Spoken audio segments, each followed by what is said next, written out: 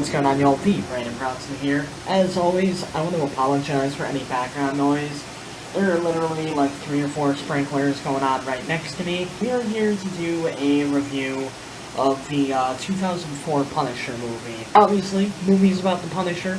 Obviously, the plot basically follows what you'd expect from the Punisher. Frank Castle, former soldier, undercover cop, tries to retire cleanly, pisses some people off along the way, his entire family gets killed, and he goes for revenge, or punishment. Now, right off the bat, I'm going to warn you, spoiler alert, spoiler alerts are playing, and right off the bat, I'm going to let you know, this movie didn't really impress me, this movie didn't really wow me. It's not that the movie was bad, I thought the movie was pretty good, but it was nothing special, it was nothing that interesting. It felt like I just got sprayed with water. Oh, fuck. Son of a bitch, fucking wind.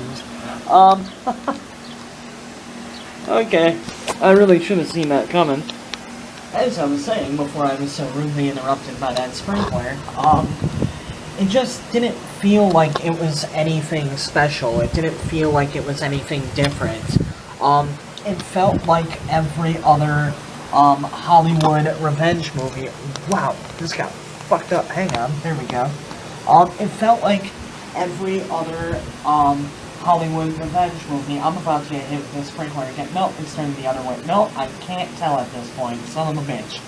It felt like every other Hollywood revenge movie out there where a guy's family gets killed, or a guy's wife gets killed, or a guy's kid gets killed, and he decides that he wants revenge.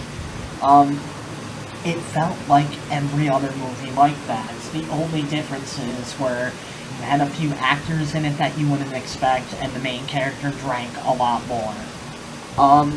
Which really disappoints me. I wish that they would have made more of an effort to make this movie different than every other movie in Hollywood like that. Maybe with a more interesting lead villain, because Punisher had some pretty cool villains, but, no, the guy they picked was just sort of your average villain in a movie like that. And again, you can't really fault the Punisher, for the fact that its premise has been used many times before. But it just felt dull as a result of that.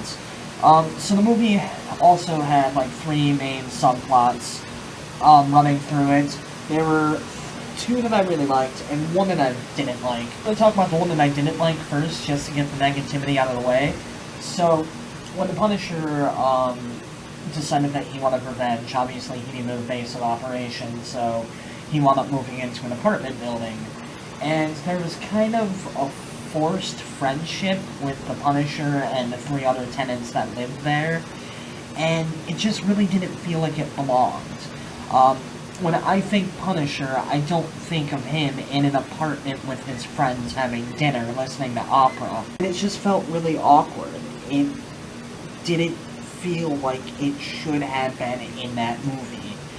And I feel like that took away at least a point or 2 from my overall grand total, which we'll get to eventually. The other 2 main subplots in the movie I did really enjoy. The first one had to do with Frank Castle's former partner in the police force, who is the guy who told the bad guy where he is and where he's going, and ultimately gave him away and resulted in his family being killed. The subplot had to do with the Punisher figuring out who gave him up, finding out that it was his former partner that gave him up, and then forcing his former partner to shoot himself in the head. The subplot was, I mean, written pretty well, but just the sheer brutality of the end of it, the whole, I'm not going to kill you, I'm going to make you kill yourself, and kind of making him go through those final moments of extreme emotional trauma, knowing that you have no choice but to take the gun and pull the trigger on yourself. That was fucking brutal. The second subplot is, so, the main villain, it was like kind of a love triangle type thing between the main villain, the main villain's best friend, and the main villain's wife.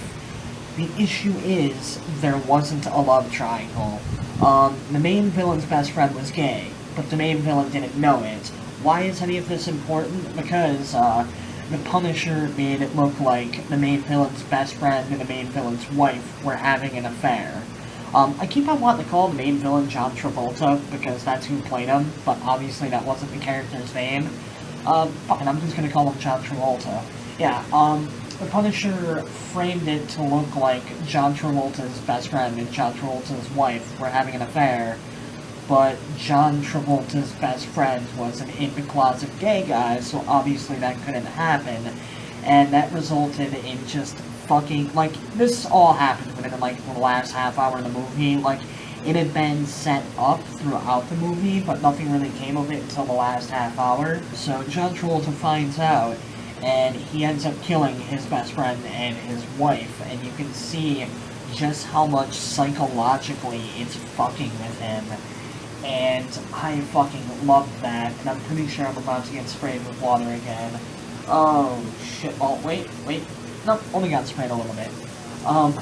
This is why I don't film outside, by the way. I really like those two subplots, and I kind of wish that the rest of the movie would have been like that, because the Punisher didn't just run around shooting people left and right. He also fought with a lot of psychological warfare, and I feel like if they would have completely cut out the bullshit roommate thing, and spent that time, doing more psychological warfare, fucking with John Travolta's character in more than just the last half hour of the movie, I feel like I would have enjoyed it a lot more. But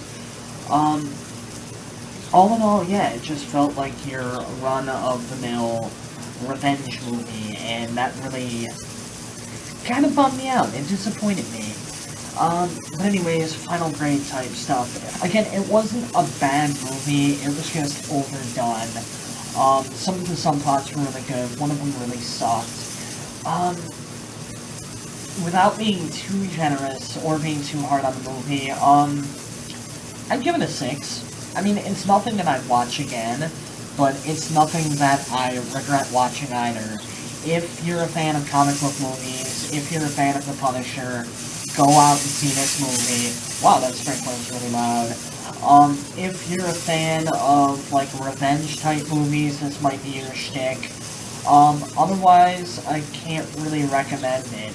Again, the plot's just been completely overused, and there wasn't enough Punisher-style stuff to make it worth watching of its own merits. But, I think that about does it for me. Down there in the comment section, let me know what you thought of the movie. Do you agree with me? Do you disagree with me? Why? Why not? Obviously, down there in the crotch bar, check out all those sexy links. Follow me on all the social media sites. Subscribe to all the other channels. Pick up a t-shirt. Pick up an album. Join the Facebook fan group. All that bullshit. But hey, most importantly, remember to like, comment, subscribe. TheBrandonBrownson, signing out. Never filming outside again. Boop.